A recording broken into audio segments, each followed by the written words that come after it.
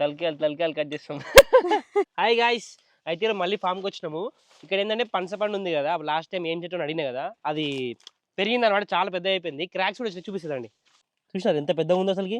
దీంతో కట్ చేస్తా, నాకు ఇది ఆగది.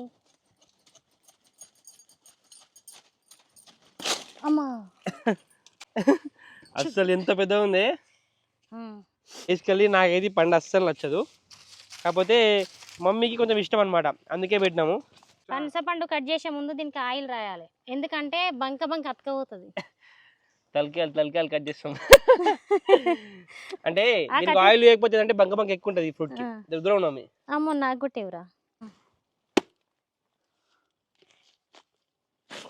వావ్, నచ్చది. ఈ ఫ్రూట్ ఇస్తారా, ఇట్లుంటది, తిని చెప్పు. వస్తుంది. ఏదైనా నీకు టేస్ట్ తెలియదు, ఏం తెలియదు. మీకు ఎంతమందికి పనసపండు ఇష్టమో కింద కామెంట్ చేయండి. Bye bye bye.